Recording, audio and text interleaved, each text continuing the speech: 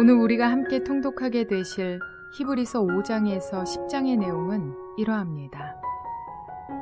하나님께서는 유대인들이 절대시하는 레위 서열의 제사장보다 아브라함을 축복한 멜기세덱을 더 높이셨습니다.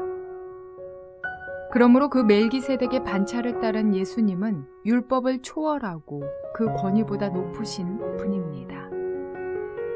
이제 옛 언약인 율법으로 온전하게 되지 못하는 것이 새 언약인 예수 그리스도를 통해서 온전한 구원으로 완성됩니다.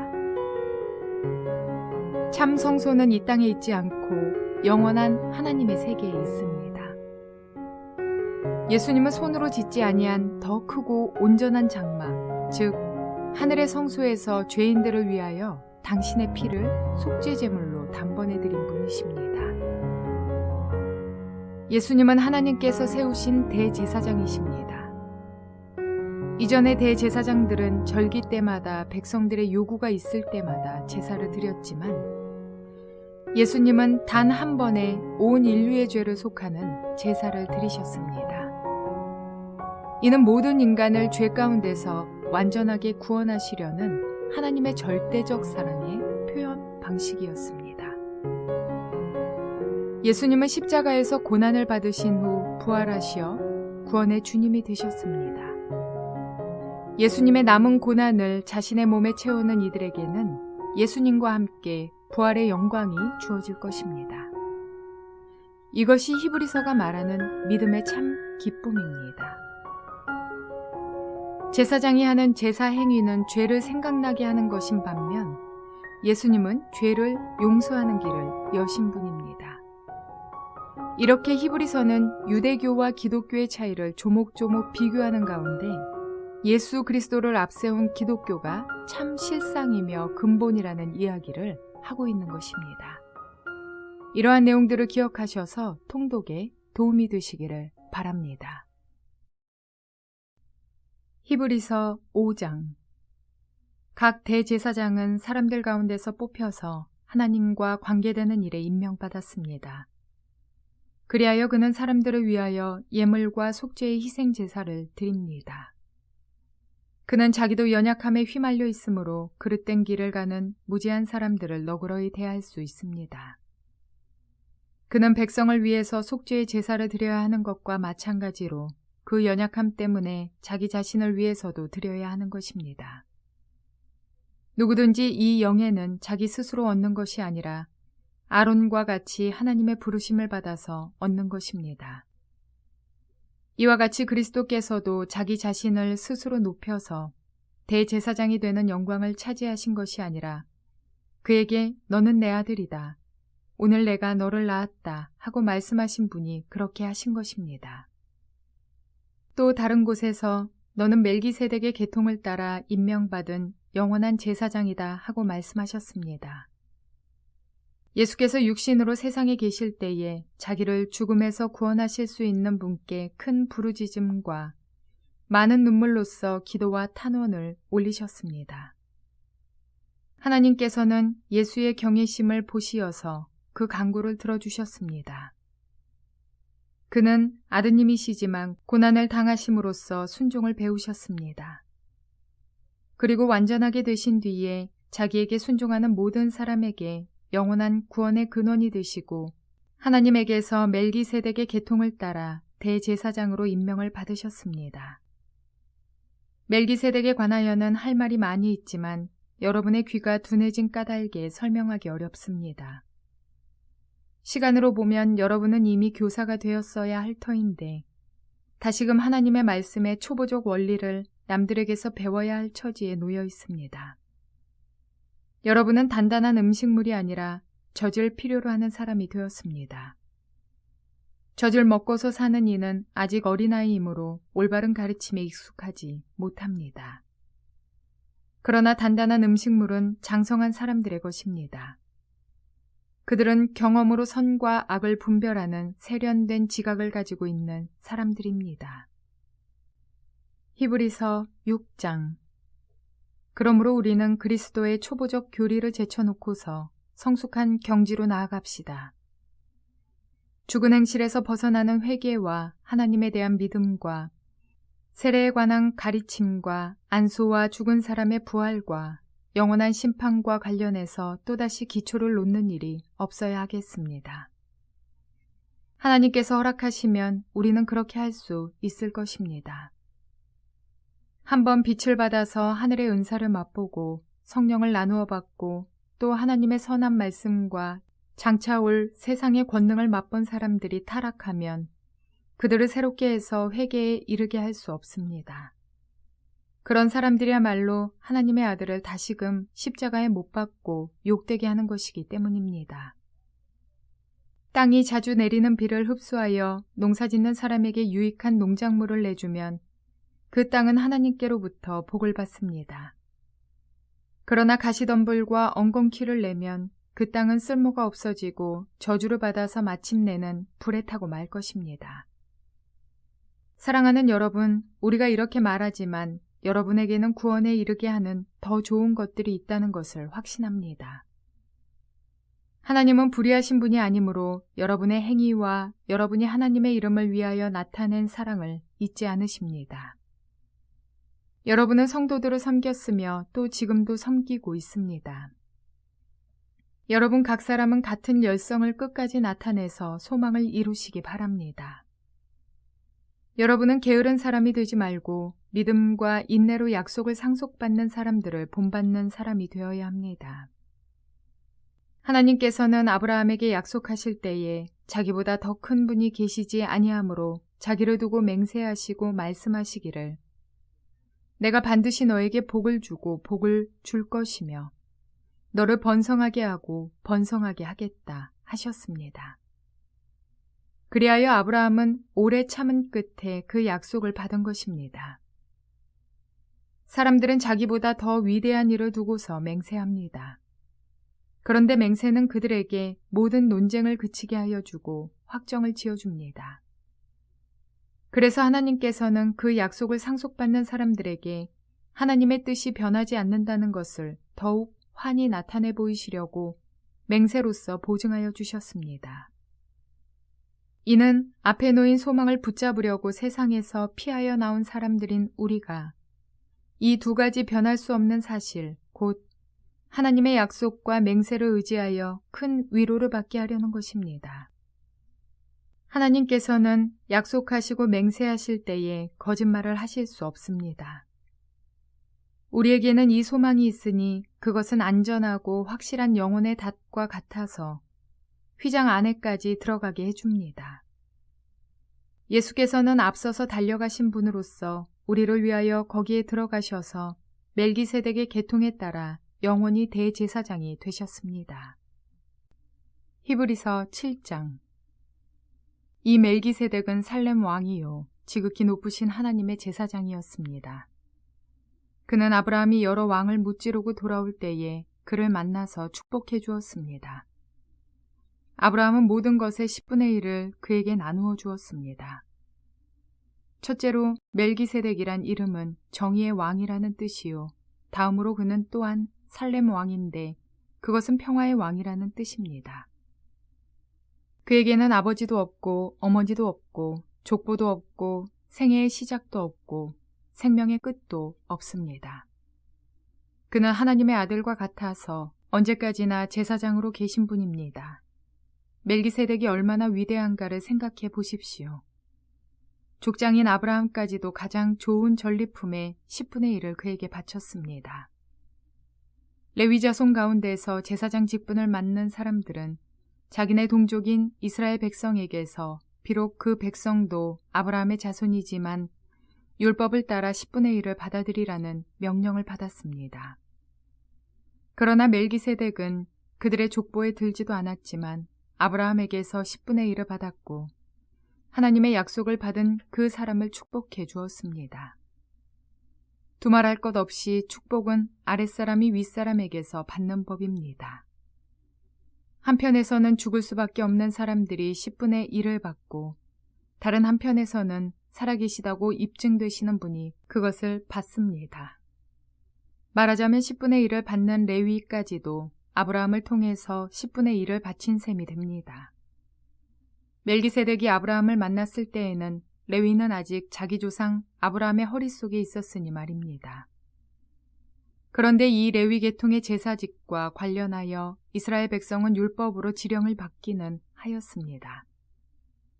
그러나 만일 그 제사직으로 완전한 것이 이루어질 수 있었다면 아론의 계통이 아닌 멜기세덱의 계통을 따른 다른 제사장이 생겨날 필요가 어디에 있겠습니까?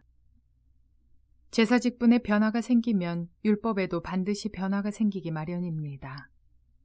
이런 말이 가리키는 분은 레위 지파가 아닌 다른 지파에 속한 분입니다. 그 지파에 속한 사람으로서는 아무도 제단에 종사한 적이 없습니다. 우리 주님께서는 유다 지파에서 나신 것이 명백합니다. 그런데 모세는 제사장들에 관하여 말할 때에 이 지파와 관련해서는 말한 것이 아무것도 없습니다. 멜기세덱과 같은 모양으로 다른 제사장이 생겨난 것을 보면 이 사실은 더욱더 명백합니다. 그는 제사장의 혈통에 대해서 규정한 율법을 따라 제사장이 되신 것이 아니라 썩지 않는 생명의 능력을 따라 되셨습니다. 그를 두고서 말하기를 너는 멜기세덱의 계통을 따라서 영원히 제사장이다 한 증언이 있습니다. 전에 있던 계명은 무력하고 무익함으로 패하게 되었습니다. 율법은 아무것도 완전하게 하지 못하였습니다. 그래서 하나님께서는 더 좋은 소망을 우리에게 주셨습니다. 우리는 이 소망을 힘입어서 하나님께 가까이 나아갑니다. 그리고 예수께서는 하나님의 맹세 없이 제사장이 되신 것이 아닙니다. 레위 계통의 사람들은 맹세 없이 제사장이 되었습니다. 그러나 예수께서는 자기에게 말씀하시는 분의 맹세로 제사장이 되신 것입니다. 주님께서 맹세하셨으니 주님은 마음을 바꾸지 않으실 것입니다. 너는 영원히 제사장이다 하셨습니다. 이렇게 해서 예수께서는 더 좋은 언약을 보증하시는 분이 되셨습니다. 또한 레위 계통의 제사장들은 죽음 때문에 그 직무를 계속할 수 없어서 그 수가 많아졌습니다. 그러나 예수는 영원히 계시는 분이므로 제사장직을 영구히 간직하십니다.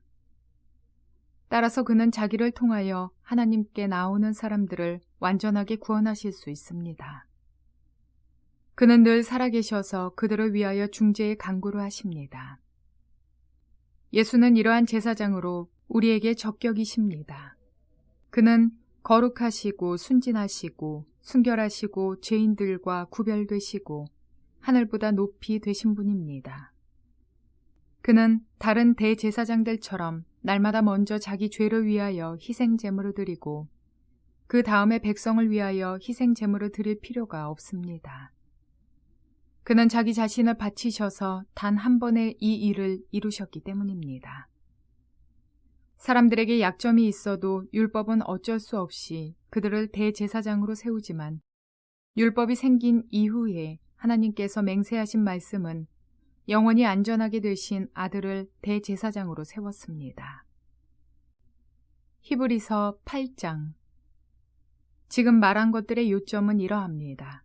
곧 우리에게는 이와 같은 대제사장이 한 분 계시다는 것입니다. 그는 하늘에서 지엄하신 분의 보좌 오른쪽에 앉으셨습니다.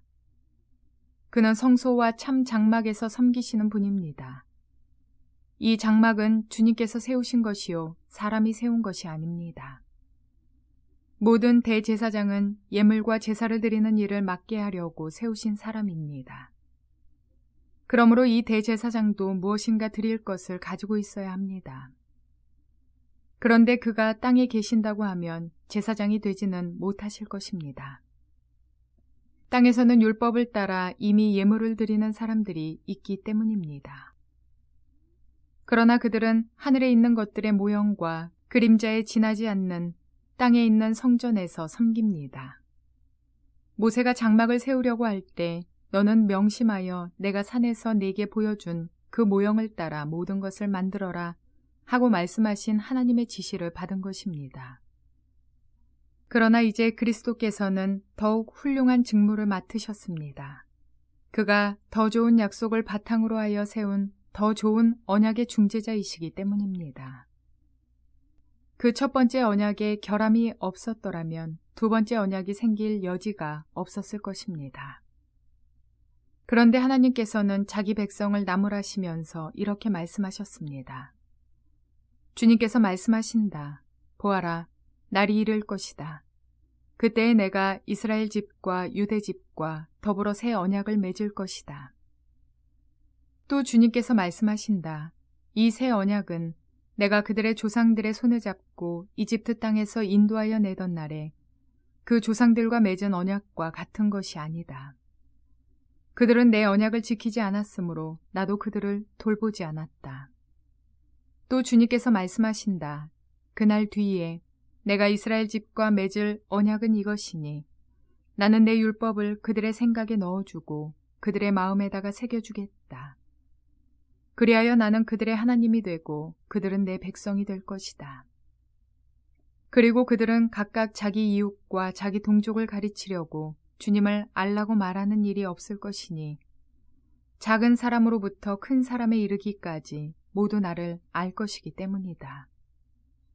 내가 그들의 불의함을 긍휼히 여기겠고 더 이상 그들의 죄를 기억하지 않겠다. 하나님께서 새 언약이라고 말씀하심으로써 첫 번째 언약을 낡은 것으로 만드셨습니다. 낡고 오래된 것은 곧 사라집니다. 히브리서 9장. 첫 번째 언약에도 예배 규정과 세상에 속한 성소가 마련되어 있었습니다. 한 장막을 지었는데 곧 첫째 칸에 해당하는 장막입니다. 그 안에는 촛대와 상이 있고 빵을 차려 놓았으니 이곳을 성소라고 하였습니다. 그리고 둘째 휘장 뒤에는 지성소라고 하는 장막이 있었습니다. 거기에는 금으로 만든 분향제단과 온통 금으로 입힌 언약궤가 있고 그 안에는 만나를 담은 금 항아리와 싹이 난 아론의 지팡이와 언약을 새긴 두 돌판이 들어 있었습니다.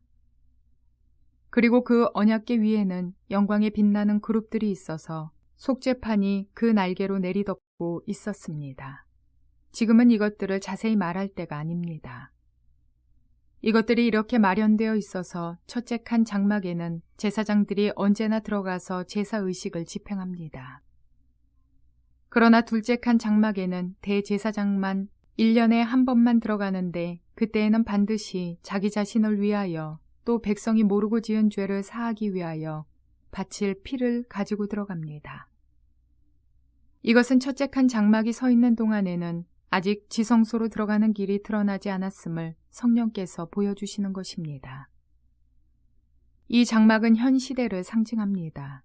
그 장막 제1을 따라 예물과 제사를 드리지만 그것이 의식 집례자의 양심을 완전하게 해주지는 못합니다.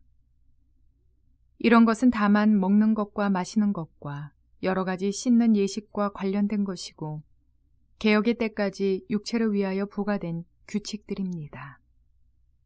그러나 그리스도께서는 이미 일어난 좋은 일을 주관하시는 대제사장으로 오셔서 손으로 만들지 않은 장막, 다시 말하면 이 피조물에 속하지 않은 더 크고 더 완전한 장막을 통과하여 단 한 번의 지성소에 들어가셨습니다.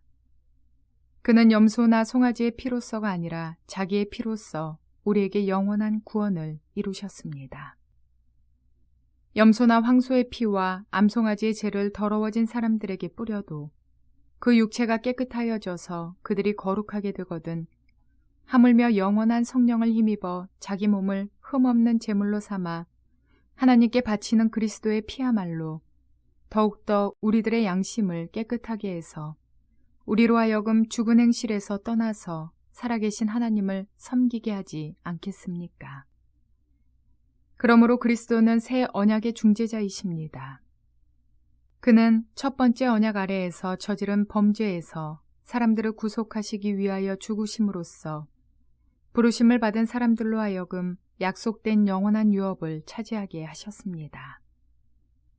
유언의 효력을 논의하는 경우에는 유언한 사람이 죽었다는 확인이 꼭 필요합니다. 유언이라는 것은 유언한 사람이 죽어야만 효력을 냅니다. 유언한 사람이 살아있는 동안에는 유언은 아무런 효력이 없기 때문입니다. 이러므로 첫 번째 언약도 피 없이 세운 것은 아닙니다.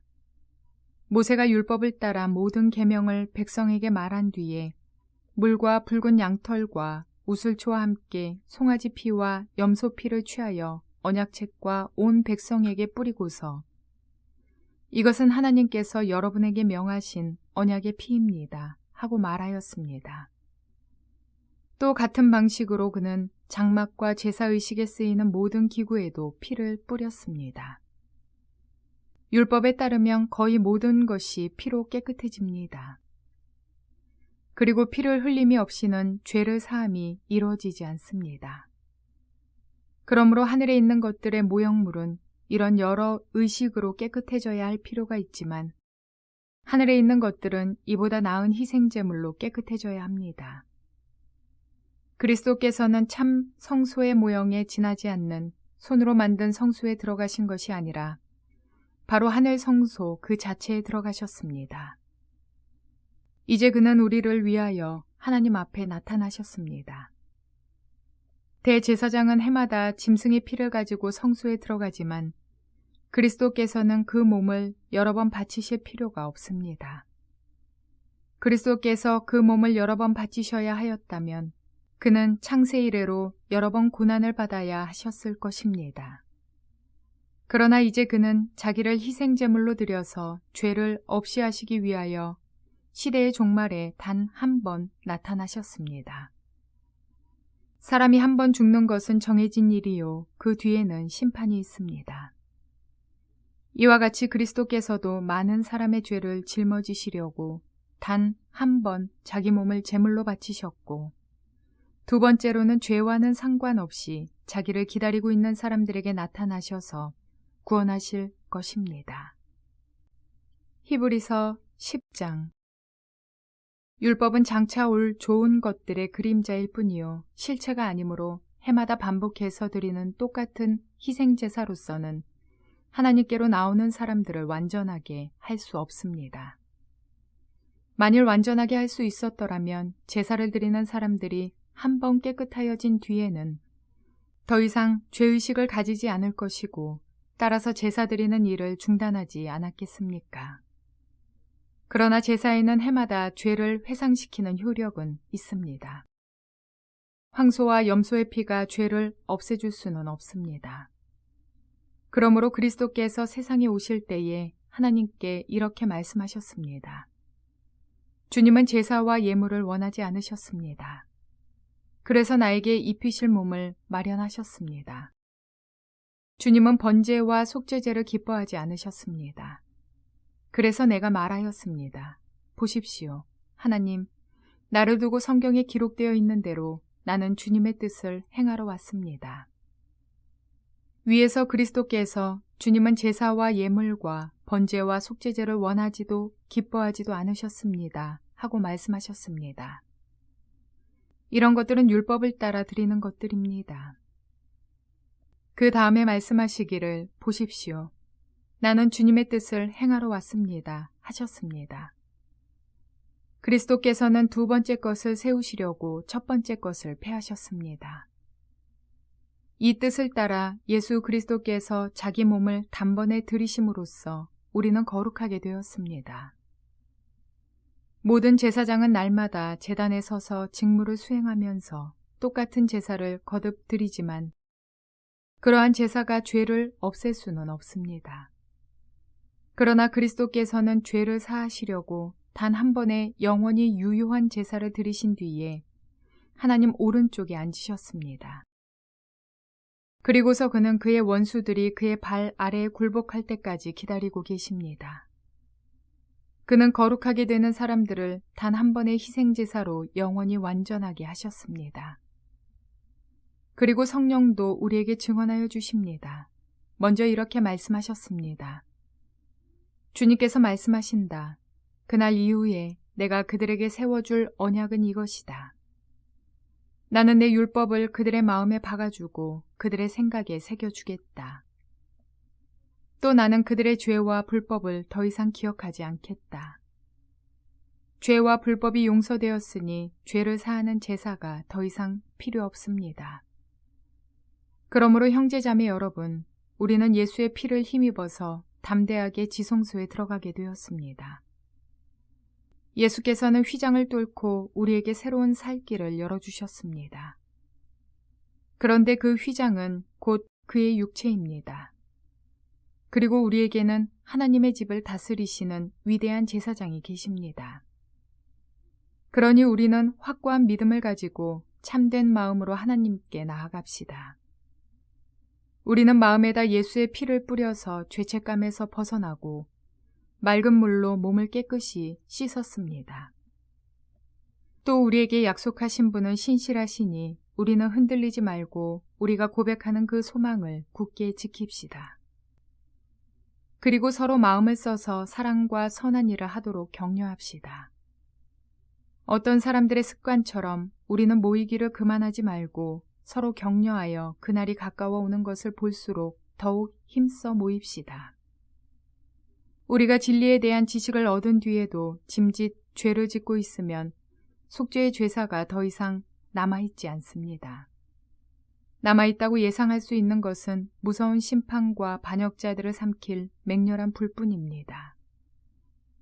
모세의 율법을 어긴 사람도 두세 증인의 증언이 있으면 가차없이 사형을 받는데 하나님의 아들을 짓밟고 자기를 거룩하게 해준 언약의 피를 대수롭지 않게 여기고 은혜의 성령을 모욕한 사람은 얼마나 더 무서운 벌을 받아야 하겠는가를 생각해 보십시오.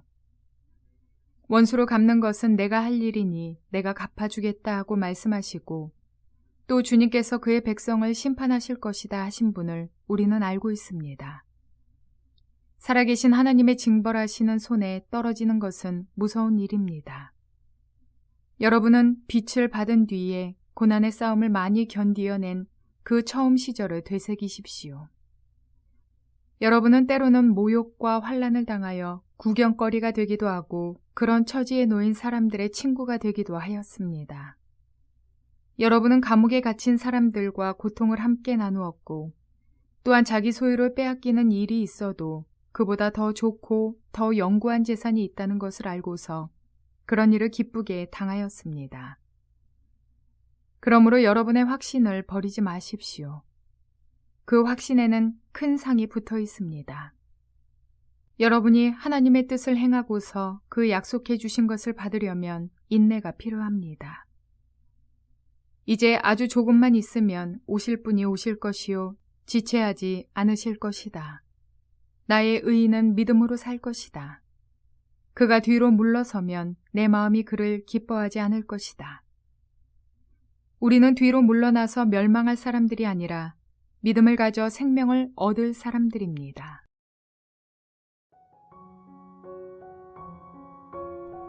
구약 성경에 나타난 제사제도는 신약시대 예수 그리스도를 통해 이루어질 구원사역의 모형이었습니다. 구약의 제사와 제사장 제도, 그 외에 눈에 보이는 수많은 내용들은 완전한 구원을 이루어주지 못합니다. 그러나 예수 그리스도께서 오셔서 완전한 구원을 베푸셨습니다. 예수님이 십자가에서 돌아가실 때 성소의 휘장이 찢어졌는데 이는 이전까지는 대제사장만이 1년에 한 번 속죄일에 들어갈 수 있었던 그 지성소가 모든 사람에게 열려진 것을 의미했습니다. 이제 모든 만민에게 예수의 피를 힘입어 성소에 들어갈 담력이 주어진 것입니다. 인간에게 완전한 용서와 완전한 구원을 베푸신 예수님은 완전하신 제사장이십니다. 그래서 우리는 예수님을 믿는 믿음으로 영원한 승리를 얻을 수 있습니다. 그래서 오늘 본문을 통해 그리스도교의 진리를 알지 못하는 유대교를 향해서 참 진리를 설명해 줄 필요가 있었습니다. 유대인들이 이방인들을 무조건 배척한 것은 아니었지만 자신들의 종교인 유대교에 대한 우월감을 기반으로 유대교에 들어오려는 이방인들을 선택적으로 받아들였습니다. 유대인들의 예배 장소인 회당에는 안뜰과 바깥뜰이 있었는데 유대인들은 안뜰에 모여서 예배를 드렸고 그 예배가 끝나면 랍비가 바깥뜰로 나와서 이방인들에게 설교를 했습니다. 이방인은 유대인들과 함께 율법을 배우기 위해 성전이나 회당의 안뜰에 들어가는 것이 금지되어 있었는데 만약 이를 어길 경우 사형에 처한다는 경고가 기록된 비문이 성전 앞에 있었습니다. 그러나 기독교는 이 모든 경계와 벽을 허물고 유대인은 물론이요 모든 민족의 사람들을 향해 그리스도의 복음을 선포했습니다. 모든 인생들은 예수 그리스도 안에서 동일한 죄사함의 은총을 얻습니다. 그것은 누구도 예외가 될 수는 없습니다. 그러므로 우리 안에 차별의 마음이 생겨서는 안 되겠습니다. 다른 종교를 가졌다 하여 이방인 취급하거나 우리 기준에 죄인을 배제하여 교회의 문턱을 높여서는 절대 안 됩니다. 물론 교회 공동체를 위한 경계의 마음은 충분히 이해할 수 있는 문제이지만 결국 우리는 죄를 미워하되 영혼을 사랑할 수 있는 마음을 가져야겠습니다. 시공간의 한계를 지녔던 옛 언약을 완성하시고 새 언약의 주인이 되시는 예수 그리스도를 통해 주님께서 이 땅의 모든 사람들을 구원하심을 기억하시어 우리 안에 온전한 믿음과 가려진 한계를 깨뜨리게 되시는 저와 여러분 모두가 되시기를 주님의 이름으로 축원을 드립니다.